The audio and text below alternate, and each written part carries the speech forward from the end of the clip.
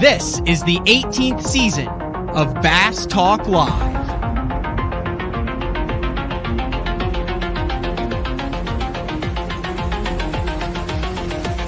With your host, Matt Pankrak. BTL is brought to you by Lorraine's, Bass Cat Boats, AFCO, Strike King Lures, Sunline, Big Bite Baits, Spro, X-Zone Lures, Gamakatsu, The Bass Tank, Denali Rods, and Pro Guide Batteries. BTL, coming at you! Good morning and welcome to another exciting edition of BTL Bass Talk Live, where we are going to talk about bass fishing. I had a fairly significant news day yesterday and all sorts of things related to the world of bass fishing. We will get to that in the second half of the show. A lot of upcoming things also that are taking place. Championships to be decided this week. The guys, I'm jealous, man. I've never fished a derby. I'll get an email about it's a tournament, not a derby, but I've never fished an event, a tournament on Lake Champlain before. Been up there and covered Elite Series events and covered a lot of events up there on Lake Champlain. But the Tackle Warehouse MLF Pro Circuit, this is their final day of practice for the final stop of the season on Lake Champlain. And Michael Neal and Justin Lucas and a bunch of other guys are all trying to get an Angler of the Year title under their belt. So also it's an interesting article out on the MLF website with a Q&A with Mark Davis, and the head title is "Those Big Title Wins Get All the Hoopla, but Angler of the Year is for the Angler," which kind of a pride battle in that. And then, also the title in that. But they're all chasing Josh Butler, who, if you listen to BTL over the last couple weeks, we had Mr. Butler on from his place of work. Super cool, super low-key guy. But one more day for Michael Neal, Jacopo Galeli, who I need to have on the show. I had like 17 people at ICAST say, "Dude, you're missing the boat here. You need to get Mr. Galeli on the show." Spencer Shuffield in the hunt there, John Cox down there in 9th, Nick LeBrun in 10th. But Josh Butler has about a 12-point lead heading into the final. So I will be watching that later this week from Lake Champlain. Interesting to see whether the largemouth or the smallmouth bass play there. But I mentioned today is an ICAST recap show. And prior to ICAST, I did a show with John Cruz, who is multifaceted in the industry, obviously Elite Series, two-time Elite Series champion, business owner, very successful business there with Missile Baits, had some big product launches that came out at ICAST, and he kind of talked about what goes on before ICAST, putting it together, and kind of his goals at ICAST from both a business and a personal perspective. And I wanted to get a take from another industry insider following ICAST, and that would be Tom Brewbaker, who I'm not good at titles, especially titles that have like 6. He's the Senior Brand Marketing Manager for Rather, which is basically like Lose, Strike King, bunch of other, like I think there's some saltwater stuff in there, some crappie stuff in there, but primarily if you're listening to Bass Talk Live, it's Lose and Strike King. So I wanted to get him on the show and kind of pick his brain, talk about their ICAST, what actually went on at ICAST, and then how to take that momentum from ICAST and post it after. Strike King does sponsor the show, and one of the things this year they've done that has been extremely, I think, educational on the 3 E's, entertain, educate, and engage, is get sponsors on the show to dive deep into what they do so you get a better understanding on the water, off the water, behind the scenes. So Tom is ready to roll. What's up, Matt? How we doing? I'm good. How are you? It is Senior Brand Marketing Manager for Rather. You nailed it. I feel like the longer your title is either like a really good thing or a really bad thing. It's like the less legit you are, the longer the title. So the more explaining has to happen. Yeah, or So, the busier that you are. But that's fair. Yeah. So you've been in this job. Explain what you do to the people first of all. Like we just in a brief synopsis in layman's terms. An elevator speech or pitch. Oh wow, here. I see what you did there. We'll close the loop on that later. Okay. But yeah, so senior brand marketing manager at Strike King, Luz. We also have Salmo. Those are walleye lures. We have Martin Fly, and then we have obviously the saltwater side of Strike King, and that's obviously kind of a different consumer there, so a different sort of marketing avenue there. But essentially, my job comes down to setting strategy and making sure that the products that we come out with are presented in the right way, and that we're telling the story, and giving the products that our product development team works so hard on the attention they deserve. And yeah, that's pretty much it. Pro staff rolls up under that, and media. But yeah, that's pretty much all it. right. So the main thing that everyone wants to know is, ICAST comes out, you tease some stuff. I'm sure that's a whole campaign as to what we're going to let out, what we're not going to let out. You have your guys have some of the stuff, but then boom, ICAST opens and you have, you got your tungsten thunder crickets and the little, the tour grade tungsten jigs and the elite, and I'm literally like scrolling down the new colors, the Chick Magnet Junior and all that. So how do you, at what point do you set your schedule and say these are our 2023 ICAST releases? Is this a 1 year process, 2 year process? Like how far out was this past week in planning? So it's at least a year. We'd prefer it to be more, but actually right now, today, we're having our 2024 actually selling season meetings to talk about, new products on the Strike King and Luz side. So basically right after ICAST, it's 365 days. We hope to have it all lined out and know exactly what we're coming out with so that we have time to strategize. So yeah, it's as far out as we can get it, but it also comes down to, like, obviously no one's been immune to supply chain issues and getting samples, and you really want to make sure the product's right. So you may decide, 4 years, or maybe you want to launch it in a year, but it doesn't launch for 4 years because the product's not exactly how you want it to be. So we have our plan, and then we have what actually gets executed. 4 years, like as in, like, well, so it's not the plan to say like we're going to launch it in 4 years, but like with the new the Elite Series rods that just came out, that was like a passion project of Bob Brown that he started working on like 4 years ago to perfect this rod, and it just wasn't where he wanted it to be. Every time ICAST or the launch season came around, so he continued to work on it until it was right. So it ended up being a 4 year process. We don't say like, hey, we're going to come out with a Chick Magnet Junior and just force it into a launch. Like, we want to make sure it's right before it hits the market.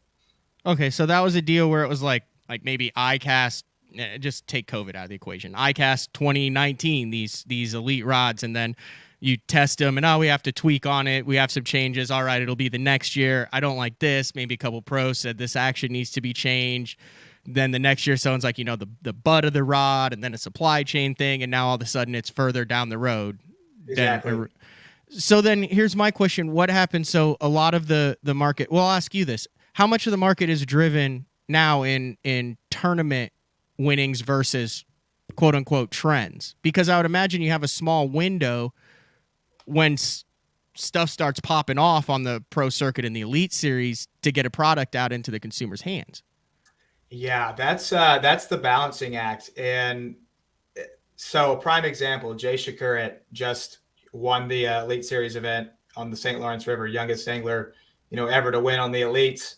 102 pounds of smallmouth, I think 105. It was a lot. 102.9, I believe. He was just on the show a couple days ago. He did a great job. We'd had him on one before, and he was mellow. Like, I was like, I don't know if I could do a whole. He was awesome.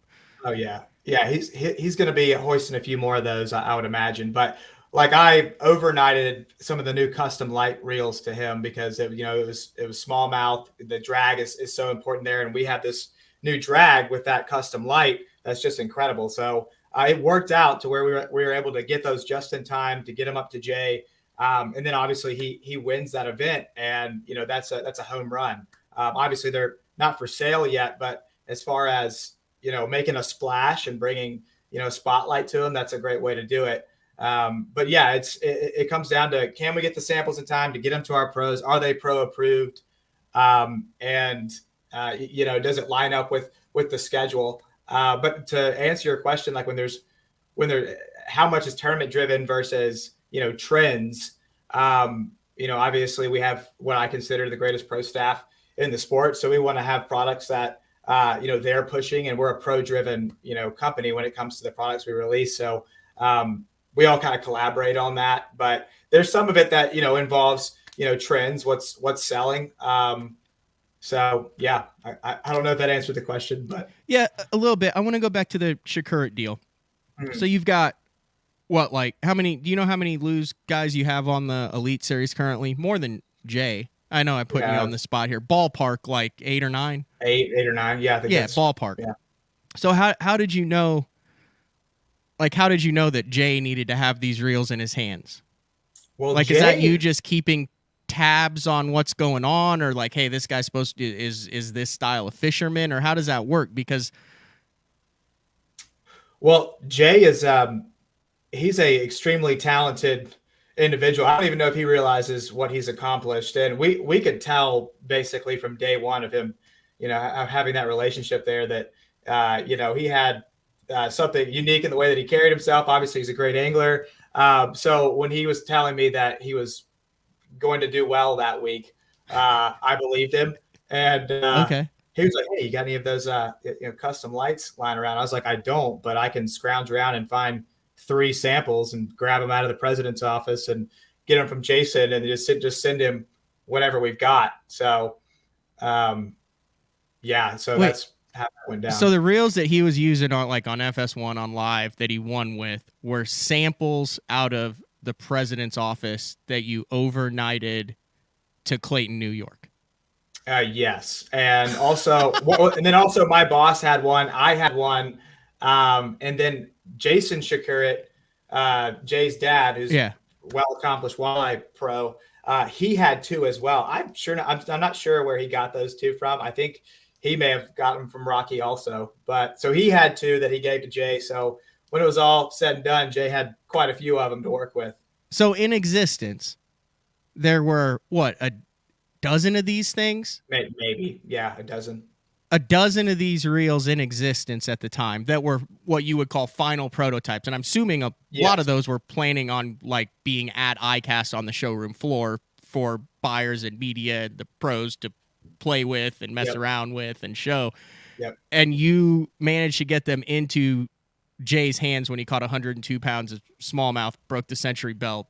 And I feel like that was that's a really that's a really good job. You did a really good job on that.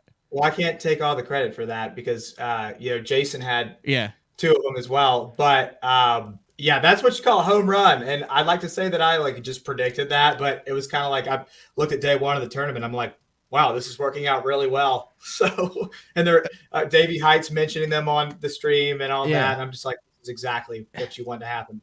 So we'll tie this together. So the show right before ICAST with John Cruz, he said the ideal scenario, the perfect scenario is angler wins on said product right before ICAST, and then it goes to ICAST and everybody looks at it. So that's it does not get any better from an industry standpoint, someone who works for a company that is promoting a new high-end product for what that just happened.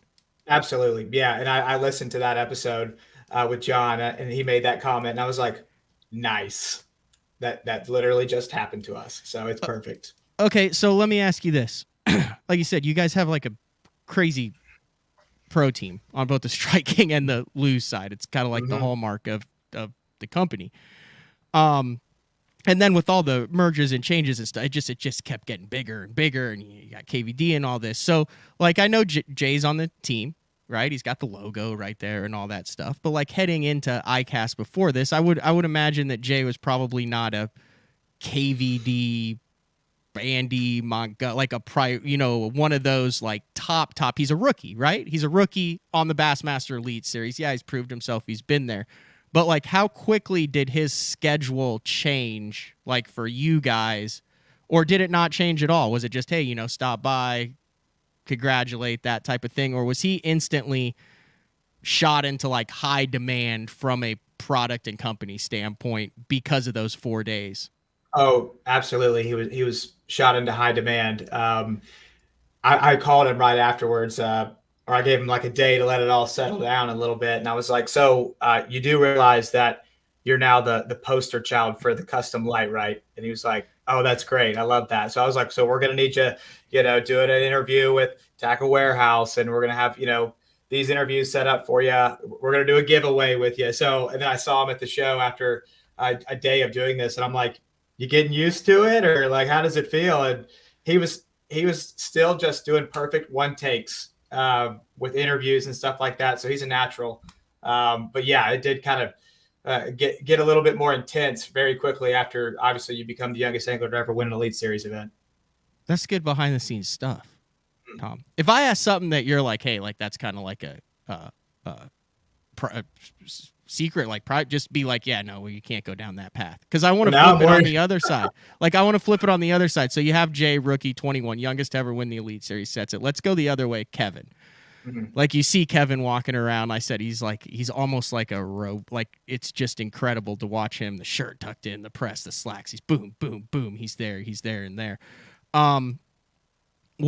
What is it like working with someone on that end who is so dominant and has been for so many years at an ICAST, and scheduling him to get the most impact from like a top like the top tier professional that's probably ever played the game?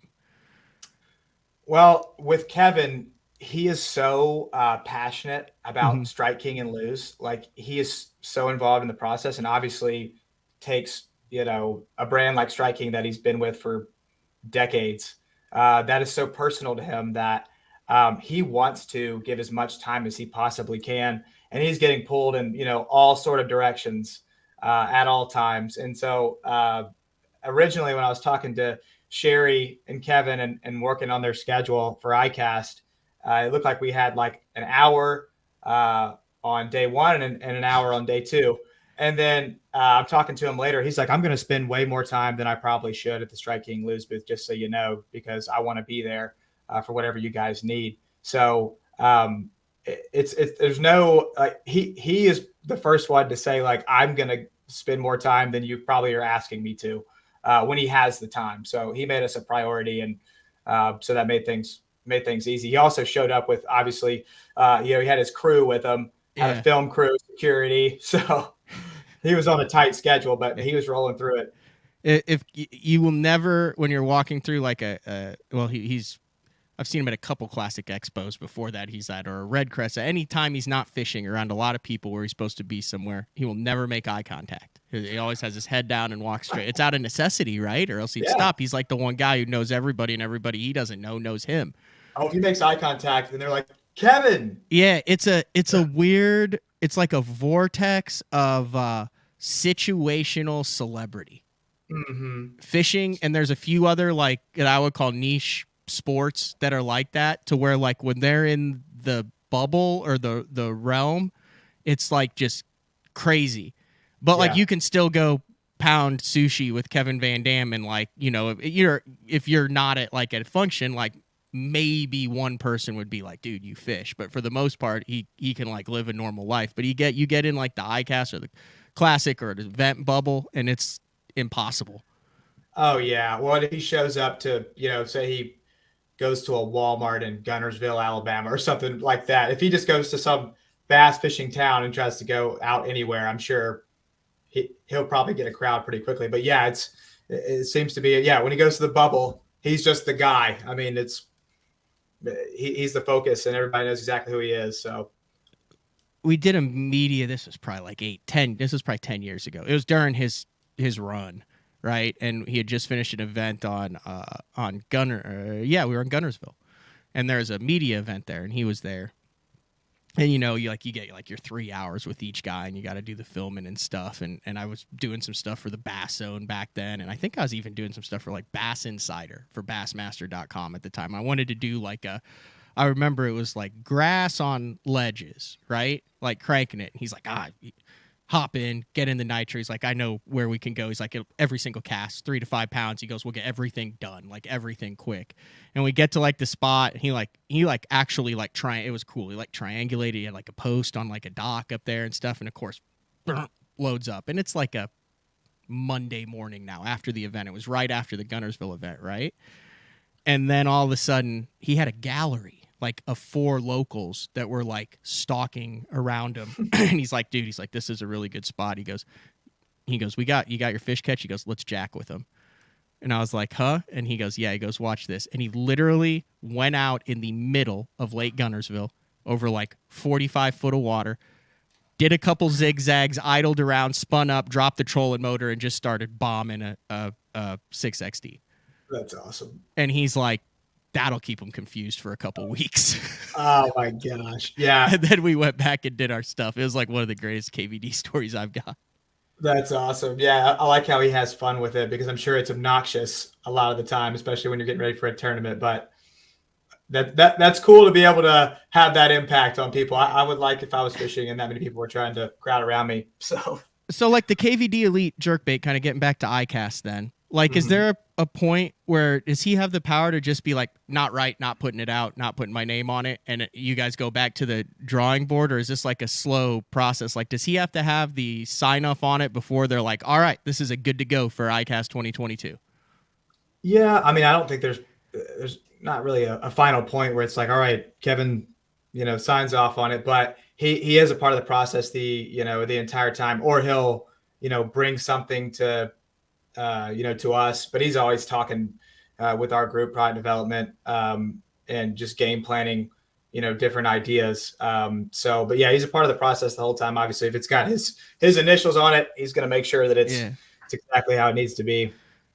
Outside of that, on your pro team, and this might be, this is right up your alley because you deal with the pro staff and all that stuff. Who would you say is the most heady pro, like that's really into the nitty gritty, understands the behind the scenes, and really is a hands-on when it comes to kind of bait development marketing that maybe we don't know about?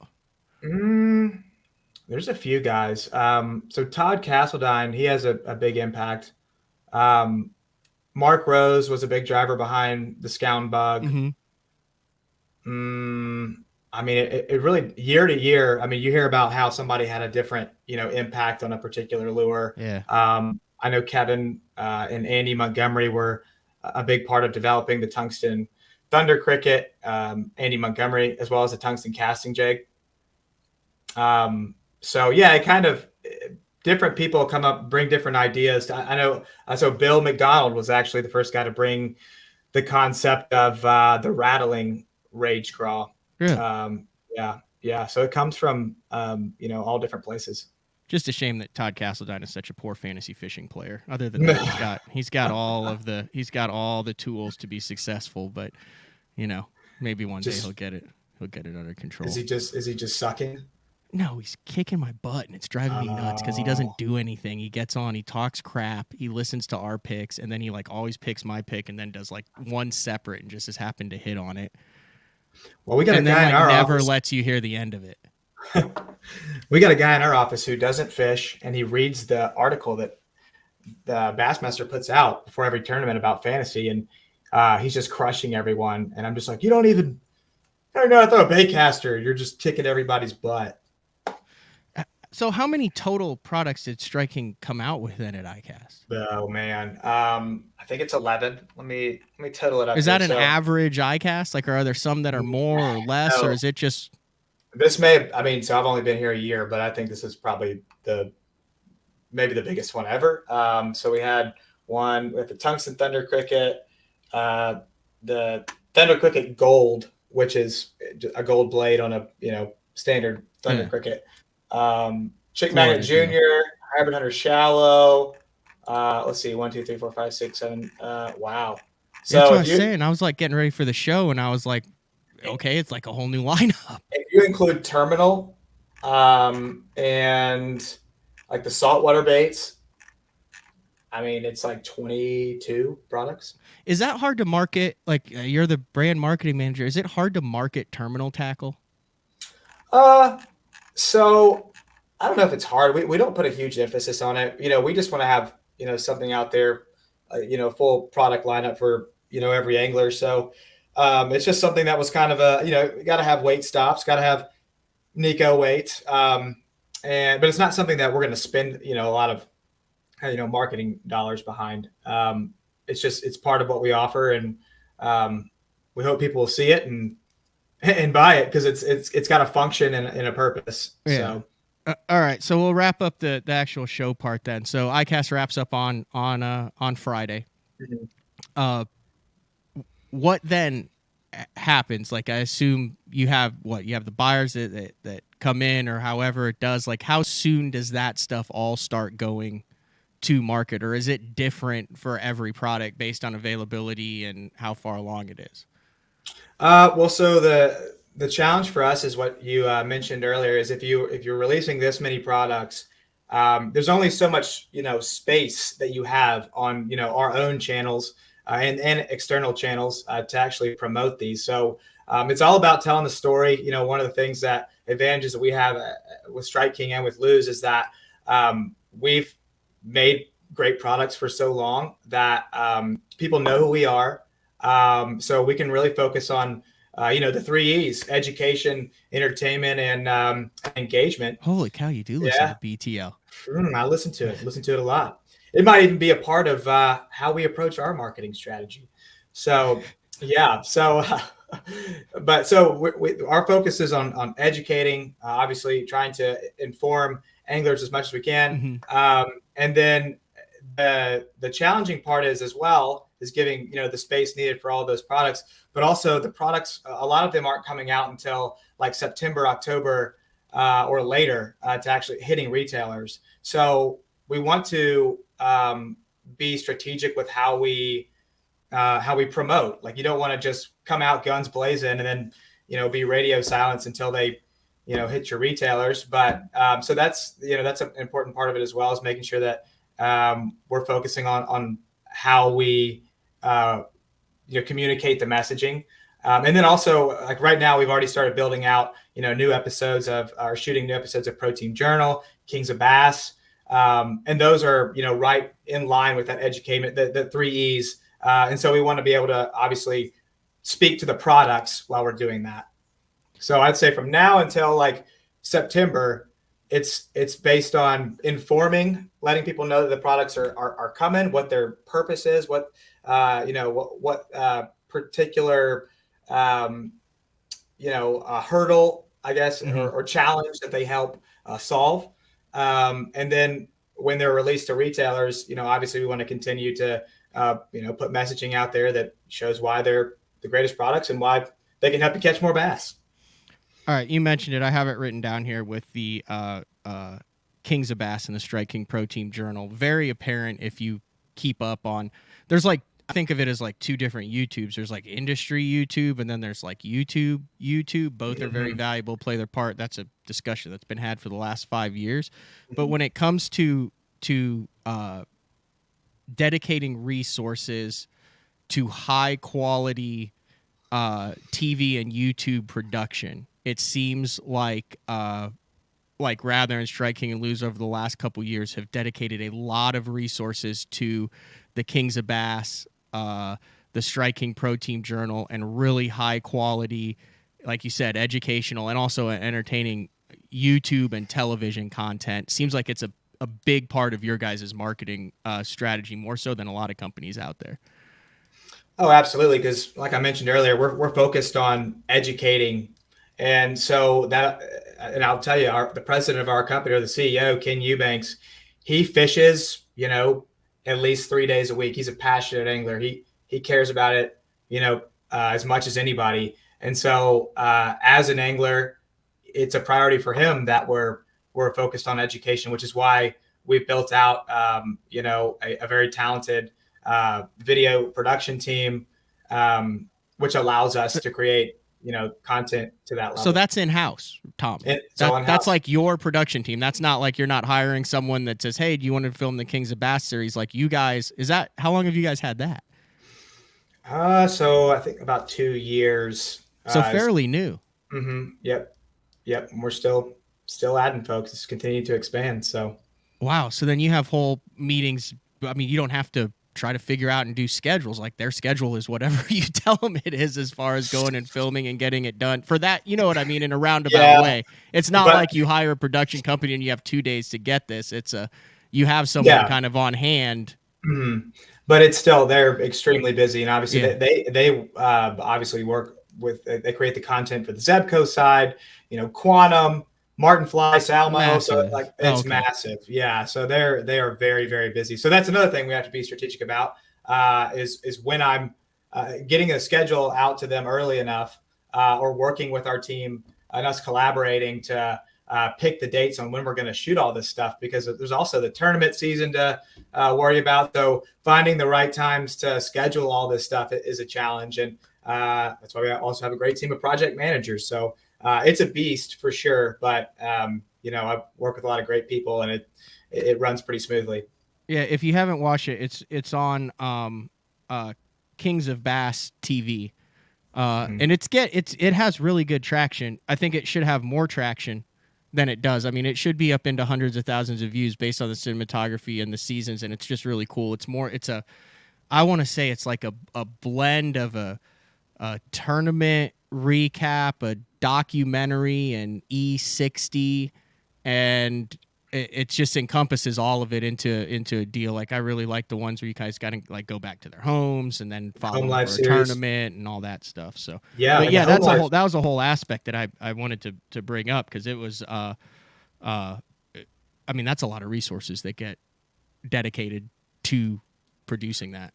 Yeah, my first day on the job here, I was like, wait, we have an entire team dedicated to this. I was like, this is awesome. So it makes my job a lot easier. Awesome. Hey, I want to get a quick break in here, Tom, and when we come back, you mentioned your first day on the job. You've been doing this for about a year.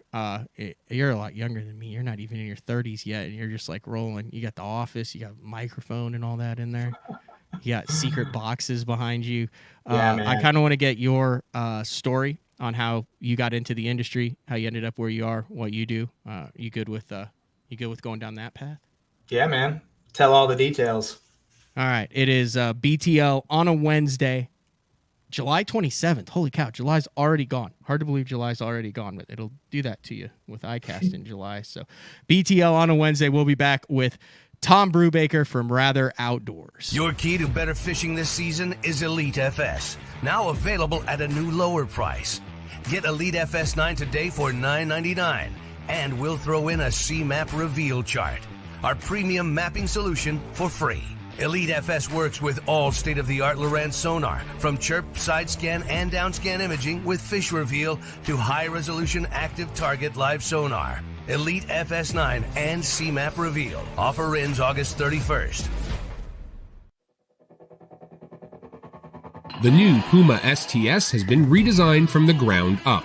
With the angler, design, function, and performance in mind, nothing on this new offering was compromised, and the only thing carried over from the previous version is the name. Based on the Soft Touch series hull that started with the flagship Jaguar, this new model is nimble and performs incredibly well at all speeds with either a 250 or 300 horsepower engine. Featuring a new 96-inch wide-body footprint, this hull measures out at 20 foot 7 inches in length. Industry-leading design coupled with tournament-winning performance. The Puma STS from Basscat. Feel the rush.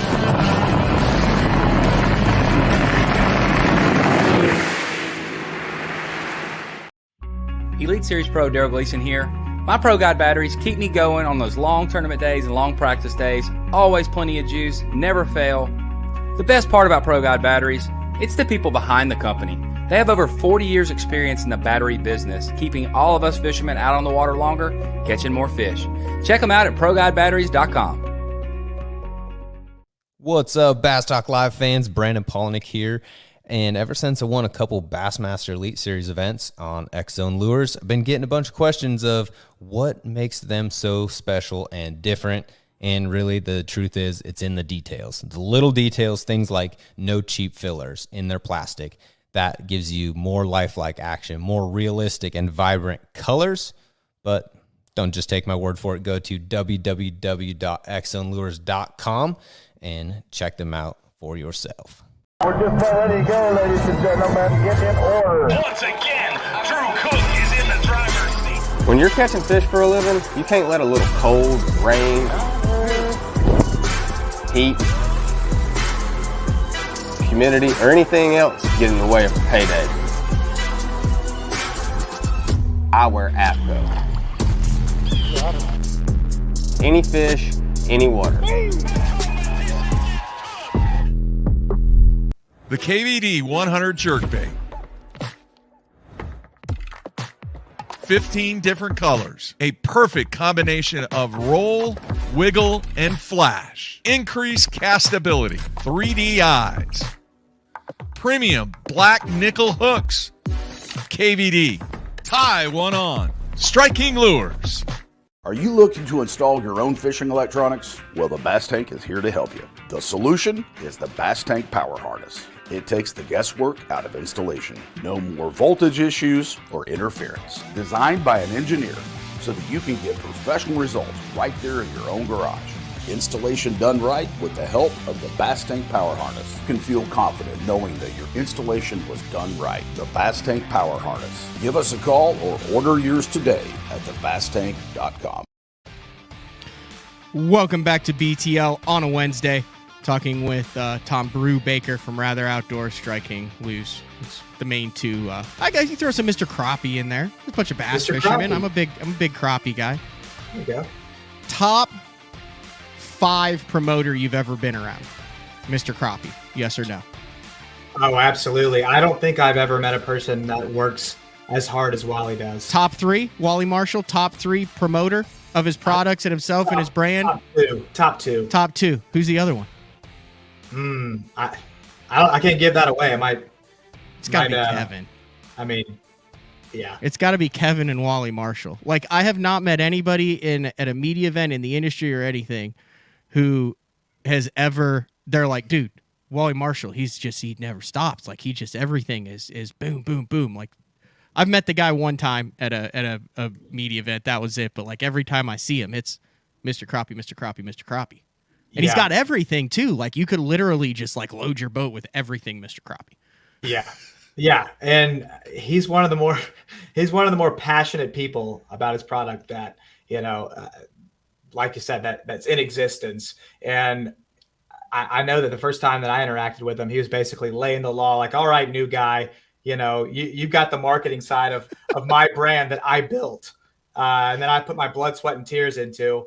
And so, I knew he was for real from the get-go. And we probably talk weekly. He's just making sure that I'm doing my job. And right before ICAST, he texts me like, what's your shirt size and your address? And then I get down to ICAST and, he sends me a Crappie Thunder t-shirt, and I get down there and everybody's wearing Crappie Thunder shirts.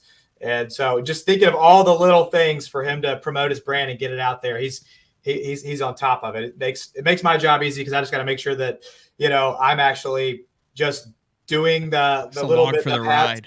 Yeah, to get it to the end zone because he gets it 90 yards and, I just got to tote it the last 10. So have you ever fished with him? No, I haven't. I'm going to go fish with him in October. Actually, we've got a date set. So that's a bucket list item. Catch a crappie, watch Wally just kind of pivot that chair and just swing that crappie in on the Mr. Crappie rod. I'd cross that one off the bucket list. Oh yeah. And I've crappie fished before, but I know there's a science to it and a level. It's like fishing with Kevin where you're going to learn something, pivotal every minute that you're fishing with him. So very much looking forward to that.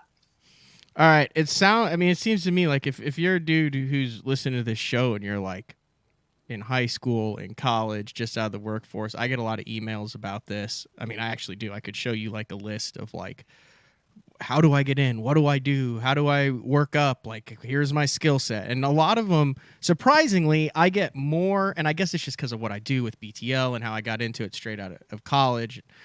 I get more, how do I get involved in the industry. It's like I have a college degree. I just, I'm starting a job here, but I would really like to be in the fishing industry on the backside of it. Not like, hey, I want to make the Elite Series or BPT. What do I do? To me, it seems like you're a guy who's like really taken that path and made the most of it in a short time span. I'm like 38. It took me like 15 years co-hosting a podcast to be able to like sit in this chair. Like you figured out how to narrow that process down a little, I guess, just like less jacking around in Wednesday night jackpots. Or what is your path to where you are now? First and foremost, everything how it's worked out, how I met my wife, like it's all come down to God's plan. And, I've realized, through all this that it's nice to know that like I'm not in control, that God's in control. But for me, I owe everything, like my interest and passion to have a career in this, to college fishing, because that's what really showed me the other side of the industry. And so I fished at the University of South Carolina, and I fished with Geddes Brannon, Patrick Walters, and all those guys. There were 2 national championships that were won while I was there. Were you guys all on the same team? Yeah. Mm-hmm. Oh, wow. Okay, continue your story. I'll say this might be outside of Auburn and the Lees. This might be the biggest dynasty that there has been in college fishing. We won back-to-back national championships. I know. I'm pulling up some stats. Continue with your story. I'm going to pull up some stats, and then we'll circle back to it. Yeah. Okay. Sounds good. Yeah. So, the team was it had just grown from, I think, like 6 members to like 20 members. Right when I joined the team, went to the first club meeting, and I was like, wow, this is really cool. So then the big turning point for me was actually at the I think it was a 2014 or 2013 Forestwood Cup.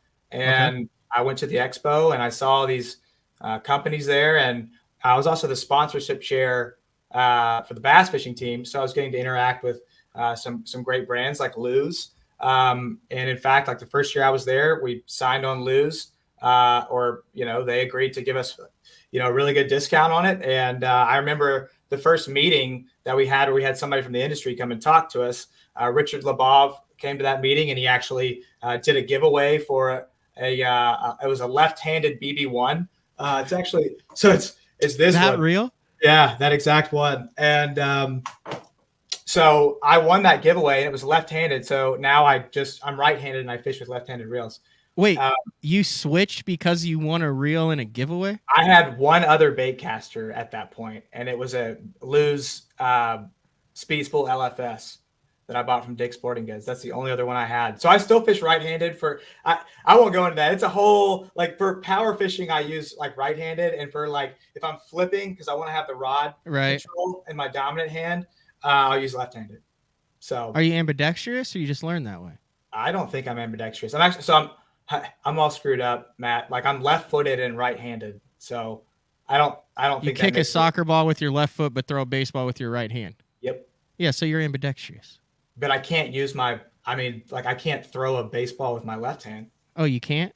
No. And I can't kick with my right leg. I mean, it's messed up. Is there like a name for that? Screwed up. I don't know where that started or how I turned out. So like you that, got a reel. Now you use the reels, but that was kind of your in the industry. Well, yeah, that's I didn't really have an in at that point. I just loved it and was like, hey, there's people that have jobs doing this. Like the people that are all working these booths, they got to be getting paid to do this. So how do I get in on that? And so it didn't really go according to plan. Like I was so passionate about it. I thought that would, somebody would surely, offer me a job. So I worked really hard at it and had a lot of doors, slammed in my face. And people giving me a reality check of like, hey, you may really love this a lot, but you need to, invest the time in yourself to become, a professional. It doesn't even have to be necessarily to this particular industry. There's some things you learn right out of college, some like professional maturity that I think is a big part of it, and allowing yourself to realize that that everybody needs that. Yeah. And so right out of college, I really was wanting to work for somebody locally here in Columbia. I worked at Sportsman's Warehouse for Okay. 2 years. So that's an important part of it. If you're somebody that wants to work in the industry, go work at a local retailer. So like you worked in the store, like in the fishing department in Sportsman's Warehouse. Yeah, I think actually for 3 years, part-time, I worked in the fishing department. And that I think was the most pivotal thing for me because I got to really see firsthand what goes through a customer's brain. Like if they walk in, they say, I'm looking for this. Or if they're somebody that's very experienced and there's all kinds of interactions you can have to really understand the customer. And so that was a pivotal experience. But my wife got into grad school in Nashville. So she got to call the shot there. I followed her to Nashville. And I was actually working as an engineering recruiter. And I was like, I got to get a job. I got to grow up. I'll still try to work in the bass fishing industry, but maybe it's not a reality for me. And then I got some great advice actually from my father-in-law. He told me, and he's a owner of a couple of companies. He told me, what I look for in somebody, you can't, buy passion. You can't just find passion. If somebody has 30% of what they need to do this job, skill-wise, experience-wise, but they're passionate about it, I'll hire that person because we can teach them. And so I was like, well, if this guy says this, then I need to just keep staying in the industry. So I ended up selling used boats for a while out of the boat dealership out in Dixon, Tennessee. Like those weird Tennessee boats? But aren't there a bunch of... They were the largest... Kind of one-off Tennessee brands, or what brands?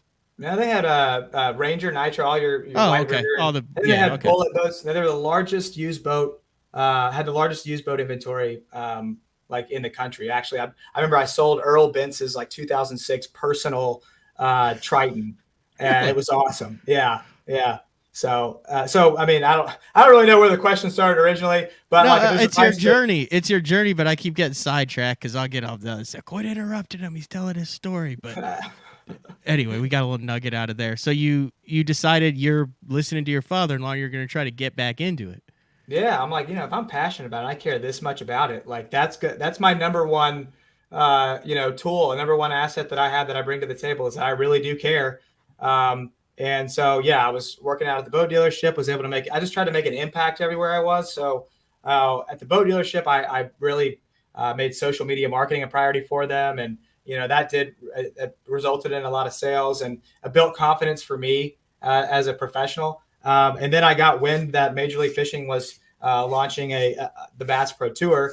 And so I was like, oh, well, so if they're launching a tour, then they're got to be hiring. So I went to their website, did not see any jobs posted. So they had like a contact us section with this like thing where you could just write whatever and just send it to, I didn't know where it was going to go. So I posted like a cover letter and like a resume, just copy and pasted it in there. And then somebody contacted me like a week later. And so, then it kind of worked out. That's remarkably proactive, Tom. Well, thank you. I appreciate that. I really cared about it. My wife thought I was crazy for a while. She's like, this is not going to work out. But she stuck with me. So what was your position there then? With Major League Fishing. So I started out as a marketing coordinator. And I guess at first I was actually the first conversation I ever had was I was supposed to call the 6 people that hadn't turned in their sponsorship information, like hometown and like their bio information on the pro circuit. No, this is on the Bass Pro Tour. They'd already. That's what I mean. So the 6 guys on the BPT who hadn't turned it in yet. Yeah. So my first. We're way past due. Hold on, I'm pulling up the BPT list. I bet you I can name 5 of them. Okay. Cool. These are guys who are supposed to have stuff in that didn't have stuff in. That didn't have it in. Yeah. Okay. Is Kelly Jordan one of them? Yes. Kelly was one of them. Jeff Crete? I don't think Crete was one of them. Cliff Crochet? Dude, how did you guess Cliff Crochet? Dude, I'm good at this. This is what I do for a living. Oh my gosh. Yeah. Cliff was the second person that I talked to. And it was funny because I never talked to Cliff before. So I didn't know that he had like a Louisiana accent. Yeah. And so I thought he said Keith Pochet. Oh God. And so I was like, wait, this is Cliff. I don't know. It was a classic, like first day on the job, idiot. We'll keep going. Dustin Connell? Connell wasn't one of them. No. Chris Lane? I think Chris was one of them. Yeah. Yep. Chris was. All right. Jordan Lee. Unless someone did it for him. His wife might have done it for him. I think Jordan his wife was on top of it. Okay. You haven't named one. You haven't named one that is really the funniest one of all. It wasn't Boyd. It was Boyd. He's got people, man. He's got so many people. That was the first phone call I made while I was there. I was calling Boyd and being like, "Hey, excuse me, Boyd, I need your bio information." So, and then we ended up talking forever about his classic win, and he gave me a ton of industry insight. And then that first day on the job, I was fired up. But so I started in a marketing coordinator role, and then I started the Wiley X college face-offs. Because I was passionate about college fishing, so we started doing those head-to-head series. Did like Alabama versus Auburn, and had like a mini national championship, which Logan Parks, the Auburn actually won that one, and Logan was so fired up to drive 26 hours to Wisconsin. So like that was what I thought is a really cool part of this industry, is that people are that passionate about it. And so if you're that passionate about it, then just keep pursuing it. But yeah, so then I moved into a role where I was the angler relations guy for like a year and a half. So I was over all the angler communications. And then from there, they tasked me with the rebrand of the FLW membership. And then, started a subscription box over there. And then I moved to Benton, Kentucky to work in the office with Dave Washburn, Kathy Fennell. Okay. Yeah, that's a cool office. It's kind of out in the middle. They had that big, do they still have that? They got that big like gated thing in the back where when I went there the first time, they had all the old like retired FLW boats that were still wrapped back there and trailers and stuff, like big windy hallways.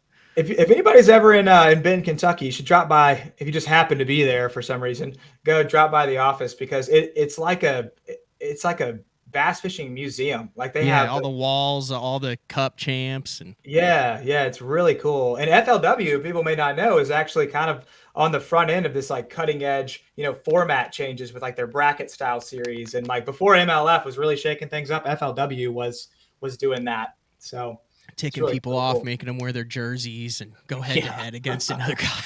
Yep. So you did that for what, a year or two? I was at MLF for 3 years. Okay. And then, this opportunity came up with Rather. And whoever, it's a big industry, but it's a small industry. You hear that a lot. And so I found out about this job position that Rather had open. And the interview was with my now boss and the president, who they had actually rejected me on the Champions Club, the bass fishing subscription box. I called them, was like, guys, we have this great box. Everybody else bought into it. And then Jason and Rocky were just sitting there with like the most intense, like, this sucks. This program is not good.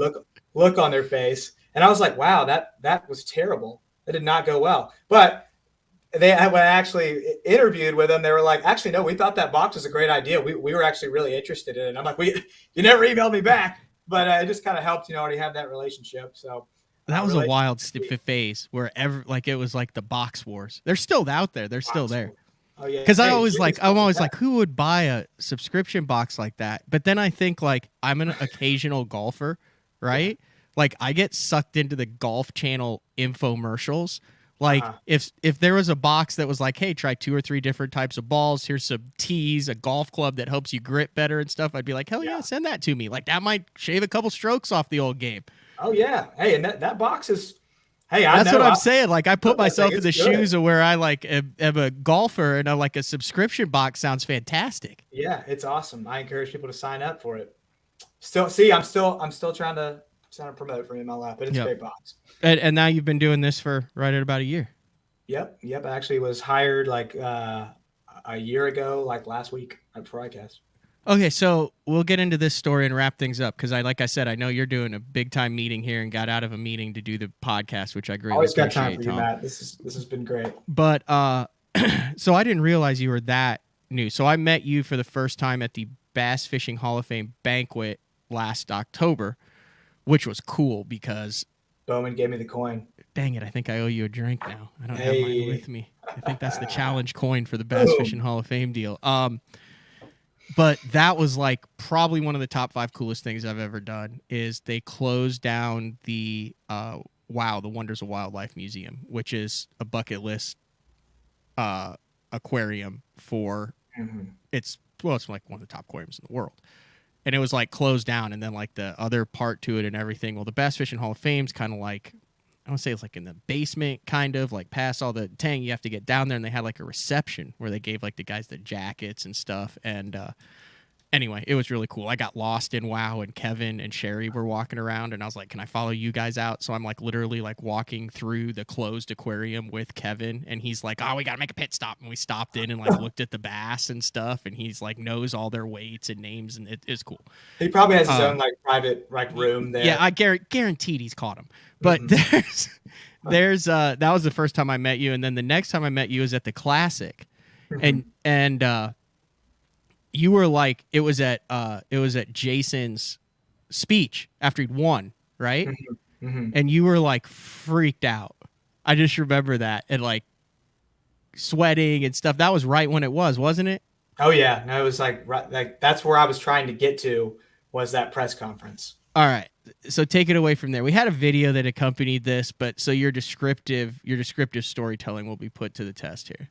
Okay. Well, good, because it was a set the scene, Tom. You're at the Bassmaster Classic. You're like 6 months into the new job. You're trying to get to the press conference. First, expo that I've been a part of, where we got our brand new booth, and we're laying out all of our products and all that. Obviously, it was a great week for Jason, so it was a great week for Luz. So everybody was really excited for him. And then on that last day, I think it was. It looked like Stetson Blaylock had it locked. Was it Stetson who had it locked in? Yeah, there were a couple of different guys. That was a wild final day. And Jason the last day, drastically underestimates his weight. Yeah, it looked like Jason actually, it looks like he may not win. So we were going, I went to the, whatever the Civic Center, the Greenville, where the weigh-in was. And so it was first time I had an opportunity to get in the sponsor suite. And I was hanging out with the Bass Master crew, all the guys up there, other sponsors were up there too. And so I'm standing next to, and I won't call him out, but somebody at Bassmaster who we were just having this conversation, and we realized, I was like, wait, so it looks like Jason's actually going to win this. So if he does, I don't have a media badge, and I'm the only one like here from the marketing side. And Copley, who had the marketing badge, is gone, or the media badge to get down to the media center is gone. And so I'm like, hey, how do I get down there if Jason wins? And he's like, just stay by my side, and I'll get you down there. So I'm like, okay, nice. So Jason hoists the trophy, confetti's going everywhere, like everybody's elated. And I'm in the sponsor suite with like, Garmin and Yamaha and some of Jason's other sponsors. So we're all, having a great time. What I didn't realize is that this representative of Bassmaster had also told like 15 or 20 other people the exact same thing, like stay by me. So the second it was over, this mass of people, we're all following this guy to the elevator, go out of the suite door into the elevator. We all pile on. And there's like, I don't know whose kids they were. They were probably between like 8 and 10. 2 kids are wearing their jerseys. And we're all going down to the press room to cover the win. And so doors close, and it's literally one floor. Like we were going down one floor, right. And doors close, and then the elevator literally just like drops, like it like drops a foot. And so like the stomach drop. Yeah. And so we're just like, that was weird. And then we're all like, haha, like, this is, it's funny because, how crazy would it be if we got stuck in the elevator? And so then like we didn't move. It was obviously stuck, and everybody in the elevator is still kind of making it. We don't really know each other. It's packed too. Yeah. So it's hot. Drew Cook is in there. He's sitting right in front of me. He's got 2 beers in his hand. And so, yeah, so we're all just like, kind of, awkwardly like, this is funny, guys. This is funny. And so as time went on, people started getting uneasy. There was like the half the room was like trying to stay positive, and then half the room you could tell was actually very concerned. And so we were in there for another, like 15 or 20 minutes. And that's a long time. Yeah. I don't want to name any names, but somebody behind me from another company was really starting to freak out. And the kids were like, I want my daddy. Where's my mommy and daddy? And I'm just like, oh my gosh, this is terrible. Drew's like sitting there with his 2 beers and he's like, what should I do? I was like, dude, do not open those. Don't drink those in here because like we might be stuck in here a while. So the freakiest thing too was that it was so quiet and we were separated from the outside world. And everybody was running, to either leave or go down to the press conference. And so we didn't really know what to do. Like we didn't know if anybody knew we were down there. Everybody had nobody had great service. We did get a call out to like the security team. And then they said they were on it. And that was after about 20 minutes. They didn't show up for another 20 minutes. So people are like really, really freaking out at this point. So you're 40 minutes in? Yeah, like 40 minutes in a new job, and your guy just won the Classic and is heading down to the press conference. Yeah, and so now I'm just thinking, well, that I missed the press conference. Like nobody's got it, and our guy just won the Classic. Great. So eventually, the fire department shows up.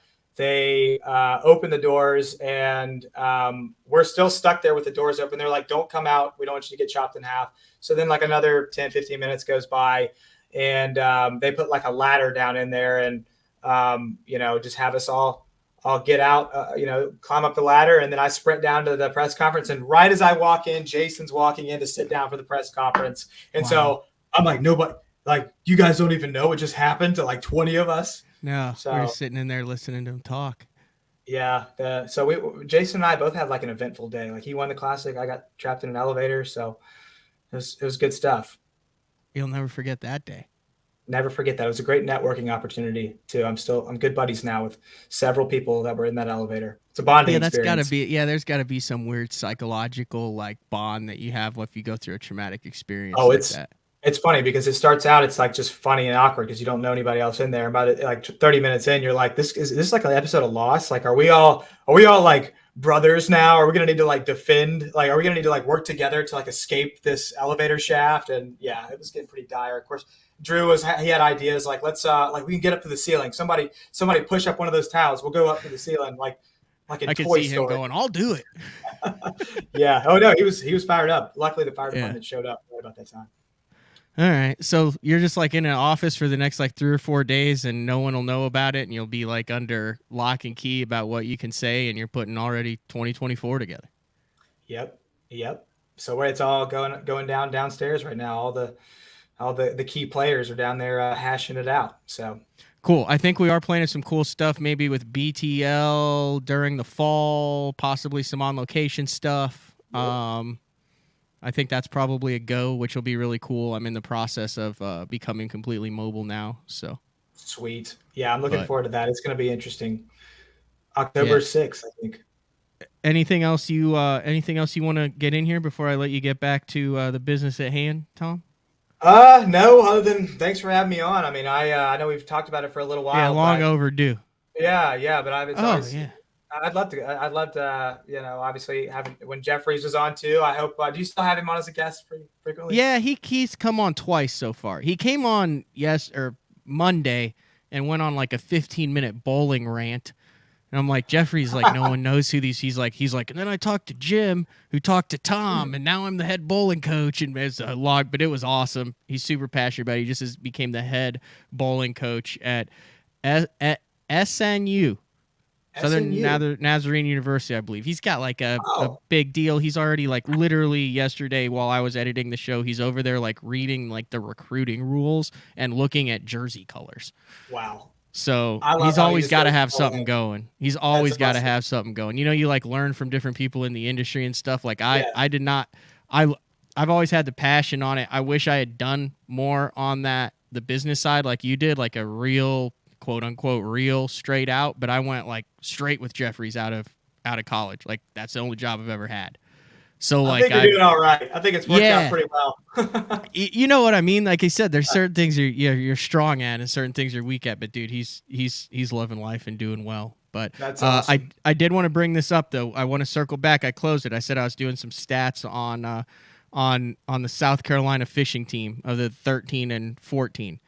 And that was, the introduction of Patrick Walter. So just you three. I'm trying to think of three better. Obviously, like maybe like who was there? Like the Lee brothers was with. There's a couple guys that worked for Bassmaster and have done a bunch of stuff with Auburn there. But talk about this for like high level not high level, the highest level industry impact, that team. So you're the senior brand marketing manager for Rather.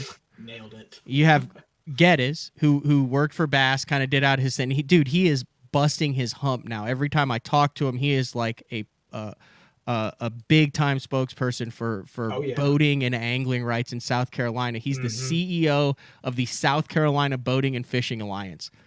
Like, that's a big deal. Yeah, he wears a collared shirt and a tie a lot. Yeah, and he started that whole thing. It was a concept that he's had for a while, and I think you'll see other states copy that too. That's a big deal. Yeah, like getting so much for like boating rights and lanes and water just good stuff for Geddes. And I talk to him on the regular basis too. And then you've got Patrick Walters with four Bassmaster wins, Elite Series and Opens. And he'll in the next 2 years hit $1 million in earnings with Bass, one of their brightest young stars. So that is a heck of a trio of guys who were all Gamecocks. What you said, 2013 and 14 back-to-back national champions. And then also Chris Blanchett and Hampton Anderson. They were the other team that won the national championship on Hartwell, I believe. So and Chris is still fishing full time, and Hampton I know is in a pretty high level role with a saltwater boat manufacturer. So it's been cool to see everybody kind of stay in the industry. So I just saw at Chili's of all places yesterday, and he's a lawyer now. He was wearing a suit. A guy named Matt Peters, who lives in the area, who was on our fishing team at OU. 2007, 2008. But we talk. You got like Jordan Nichols. He's like the biggest boat dealer in Oklahoma who does it. Chip Porcher, who works full time for Dynamic now. I'm in the industry full time. Like it's cool. You know, a bunch. You went to school with Chip? What's that? I was his team partner. I didn't know that. Yeah. Chip's the man. Yeah, we almost won a national championship, but we got screwed by some guys who anchored on we were fishing a crap pipe. No, crap, C-R-A-P, not crack. crap pipe on the Arkansas River, but we didn't know that's what it was. It was like outside the water treatment plant, pumping out water like every day. Fish would turn on. It's crazy hot out. And long story short, Chip totaled his Triton on a rock jetty on one of the days of practice, and we had to use his grandpa's bay boat that went like 20 miles an hour. So we get there the first 2 days. It was College Bass. It was sponsored by Under Armour. It was on ESPNU. Steve Bowman was the host of it. And awesome. We get there the final day, and there's a dude power pulled down in a bass boat with his two kids, and it's like literally a one cast deal. So like we're college kids, and we go up and ask them like, "Hey, we had Scott Rook was watching us. We had a camera on us, and we're very respectful like that." And said, "Hey, we're fishing a national championship. This is the final day. It's the only place we got to bite. Is there any way that we could fish it with you?" And he goes, "Nope, you're a little too close, aren't you?" And instead of just saying, "Yeah, we're gonna fish here too," we said, "Yeah." And then he started to tell us where we could go catch bass. We said, "Oh, we can't get any info." He goes, "This is my day off." He goes, "I'm taking my kids out, and we're gonna catch fish right here, and there's nothing you can do about it." Like said that straight up. And then on live, Shad proceeds to catch like a 6. Well, he was there. Whatever. You can go 15 million different. I'm not bitter about this at all, Tom. Okay, good. 20 years later. And then he catches like a 5 and a 6 pounder and holds it up and goes, "Bet you guys wish you had this, don't you?" And then threw it back. What? And the weights were zeroed, and we only ended up catching 3. So like he left, but when he left, we stayed off like 50 yards. When he left, he waved in a pontoon boat. Like to intentionally screw us because he didn't like that we were there with the cameras and stuff, and we just were waiting, like because we didn't have anywhere else to catch one. Well, one of the guys in the pontoon boat had an OU hat on, so we had our OU jerseys and stuff. So we went up and we were like, "Hey," and they were like, "Oh, heck yeah!" And they like pulled their anchor up and left right then. But damage was done. Jeez, wasn't planning on bringing up that deep wound, Tom. Yeah, wow, that would There's a special place for people like that. I can't. Like I said, he was just exercising his right. I was professional about it, but man, well, hey, these are all rights. So yeah, it is. Anyway, that's unfortunate. That's unfortunate. on that note, we had some eclectic stories today. There's a guy like that on every lake, I bet. But yeah, we hit all our bases there, Matt. It's been a great conversation. I love it. All right, I'm gonna let you get back to work. Thank you. I appreciate it. We'll be in touch. Thank you. Sounds good, Matt. All right, see you. That was Tom Brewbaker from Strike King and Losing. Yeah, it's crazy how you start talking to people, especially like you get the old stories come up. But that's one of the cool things about bass fishing is the memories and the stories and the good and the bad, because you have to have the bad so you appreciate the good when it goes good. And I've been reminding myself through the Bassmaster Opens this year that if you did well every time, you wouldn't really appreciate the good times. So there is some more news that we are going to, some industry news that we're going to talk about. A lot of stuff went down yesterday. We'll cover it briefly when we come back. BTL wrapping up a Wednesday and then looking ahead to day 4 with Frank Scalish tomorrow. This is BTL. We'll be back in a minute. Vibrating jigs are a great choice for any time of year, and the Kamikaze Swim-On is a perfect match for any vibrating jig. 2 sizes and the unique tail design gives it a bait fish profile and a great swimming action for realism. There are 17 colors. See them all at bigbitebaits.com. The Spro Little John crankbait has been around for almost 15 years, and it is one of my go-to crankbaits whenever I need a fish in the boat, so you can never have enough new colors. That's why Spro's coming out with a handful of new colors, including Pearl Shad, which has this bleached out white look, but it's got this pearlescent, really pretty. We've got Copper Shad, which looks amazing in the water. It's got that purple flake on the back, really pops in the water. And then if you want some real pop, we've got Sparkle Shad, nothing but sparkles all over this thing. And then last but not least, we've got the matte Sexy Shad, just a really different looking color for a crankbait. So you want to give them a little different look, that matte Sexy Shad is definitely the one to go with. All these colors are available in the original Little John and the MD. Combining one of the most popular hook styles with Gamakatsu's beefier Superline offering, the Gamakatsu Superline Offset Round Bend delivers the strength necessary to target big fish in heavy cover. Well suited for braided line and heavier fluorocarbon, the Gamakatsu Superline Offset Round Bend is built using stronger Superline wire that allows anglers to easily fish a finesse worm around heavy cover. The round bend offers a larger bite area, perfect for any worm presentation, while increasing your hookup ratios. The newly enhanced Z-bend holds your plastics on the hook longer, reducing the number of pull-offs and reducing damage to plastics. Available in 2/0, 3/0, 4/0, and 5/0, this is the most durable worm hook, designed for heavier lines that hold your bait on longer. Preparation is key to success. And that preparation starts well before you ever hit the water. You're only as strong as your connection to the fish, and your line is that critical connection. Confidence in your line every minute of every day on the water is a necessity, and failure, it's not an option. Sunline makes the fluorocarbon, nylon, and braided lines to give you the strength to guarantee your confidence. The new Android series is the peak of the Denali lineup and offers the ultimate Denali experience. The Android series features 36-ton multi-directional graphite combined with interlock blank technology for added strength. Each rod is outfitted with Royal titanium guides that will not fail. The blank is fitted into an easy-touch, soft-feel EVA foam grip with exposed blank reel seat. This all allows the Android to transmit every movement of your bait and even the most subtle bites. The Android series is the finest rod Denali has ever made and offers an angler the ultimate fishing experience with a limited lifetime warranty. See the full lineup of Android rods at denalirods.com.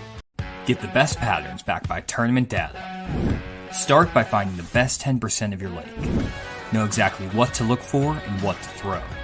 After that, just put them in the boat. Try the Deep Dive app today. Look at that beast right there. All right, wrapping things up on a Wednesday. Hit the wrong slide bar. I was like, where's the music coming in? And I hit the sidebar for guest 8. If we ever have 8 guests in the studio, I don't think I can handle that yet. Like I said, I'm working on getting the mobile studio. Excited for that. All right, let's get to industry news and notes. And MLF yesterday came out. I'll just read the whole thing, and there's really not much else to say about it. I ran some numbers, I guess, on it afterwards to see what it actually meant in the grand scheme of things. But MLF issues statement on Bass Pro Tour Stage 1 penalty for Sprague. That's BPT Pro Jeff Sprague. If you remember, Stage 1 of the of the BPT this year was like the world's greatest cold front on Lake Darbone, and then that which one of the lakes was the one where like Randy Howell caught like I think like all the monster fish, like every fish was like over 8 pounds. It was crazy, but it was just like Florida strain bass, first thing in the year, brutal to get a bite. Anyway, Jeff Sprague finished 5th in that event, which comes into play here. So press release says that Jeff Sprague forfeit his 5th place finish on stage 1 at West Monroe, Louisiana for violating Bass Pro Tour rule number 23A. Disqualification was announced today by Don Rux. Rule states that Bass Pro Tour anglers are prohibited from intentionally soliciting and intentionally receiving any information pertaining to tournament waters from a non-competitor for the purpose of locating or catching bass. If any such information is unintentionally being received from a non-competitor, the MLF Bass Pro Tour angler must politely ask the non-competitor to cease from divulging that information. Sprague broke that rule, apparently. He issued his statement, probably the most forthright statement you'll ever read. Said, I received information from a non-competitor regarding Lake Darbone, which violated Rule 23A. I fully accept MLF's penalty ruling for a disqualification for the Stage 1 event. I want to apologize for my mistake in this matter. I'm ready to head north to finish the remainder of the 2022 season, and I look forward to continuing my fishing career with MLF for many seasons to come. And then it said Bass Pro Tour point standings and payout for Stage 1 will be adjusted accordingly. But based on their website this morning, they had not adjusted that yet, so it still had Jeff Sprague in that 5th place finish for the first stage, and then it also had him in 21st in the BPT AOY standings to qualify for Red Crest. It had him up in 21st place, take the 80 or 76 points that he would have gotten for his 5th place finish. That will knock him back down to 55th in the standings. And then I did not realize 5th place paid $30,000 for that finish there. So I guess he's got to turn back $30,000. Loses all of those points. Uphill climb for Red Crest with just two stages left, I believe. Yeah, I think they're at Mille Lacs, and then they're at Cayuga up in New York. So interesting timing on this. It took place a long time ago. First one of the year. And then this dropped just after ICAST. I will say I did my due diligence. Texted Jeff, and who knows what he's got. He's a super busy guy. He knows it. Just said, hey, open invitation. Come on the show if you'd like to expand on that statement, and we'll leave it at that. So not going to conjecture, not going to say anything here. Industry news. It's out there, and leave it at that. When I have more information, if Jeff wants to come on the show, when we know more things that are facts, we'll tell you guys. Otherwise, I'm sure you guys know the addresses to the message boards and Facebook posts. That I will say though, I mean, like it's an interesting deal. But yesterday also, then if you look around, there was a release about just a jackpot tournament on a Texas lake in June, where like I think 16-year-old kids got busted with fish baskets. And then they were on a high school team, and then that got all dragged through the mud. So crazy stuff going on there. But penalty-wise, I think is the issue, or not the issue, but probably the most discussed topic. Like, how do you decide that it's you lose your points for that event? You have to give back your stage, and some people are like, oh, there should be more of a DQ. Well, if you go actually into the rules on Major League Fishing, which I really like, literally, like you can click on circuits, Bass Pro Tour, and then right under the heading is rules, and you can scroll down and read all of these rules. You can read, all the fish landing, and if I would recommend you do this. There's very interesting some interesting rules for the BPT that I was not even aware of till you start reading it. But you look down, and underneath each section, it has what the penalty is. So the penalty for this act that they deemed Jeff Sprague did was the penalty. It says illegal information, and then the penalty is determined by the MLF tournament director and/or the MLF rules infraction committee. So there's not like an end all be all. There's not like this is the penalty for doing this. It's actually on a case by case basis. So they deemed that a sufficient penalty was the $30,000, the fifth place, DQ'd, loses 76 points, knocks him back in the standings. So, when it's all said and done, if you're guaranteed 10 grand in Red Crest, the only thing that it does do is it kind of throws out a what if event, right? So like Edwin not having an Edwin Evers type year on the BPT per his own admission on Bass Talk Live recently, finished 11th in that event to kick things off. Well, if he had made the top 10, all the weights were zeroed. Then he goes into the final day, but Jeff was in there because he obviously hadn't been DQ'd at that point. So who knows? It is what it is. Also, pro circuit news. Randall Tharp came out, announced he got COVID at ICAST. Seems to be doing fine, but he is, I think he's fifth.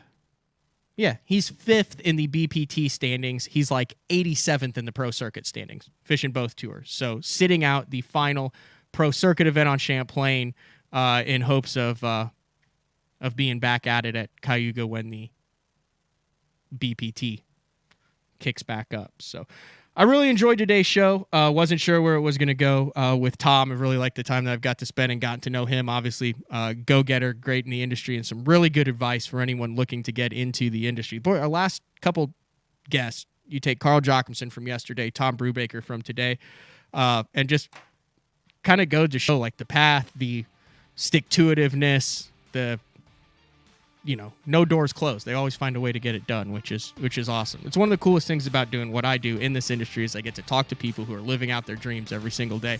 I don't think there's a lot of people that get to do that.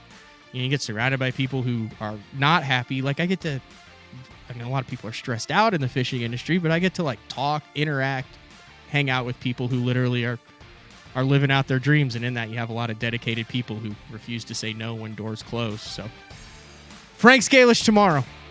Already sent me the video. It's a plug show. It's a crankbait show.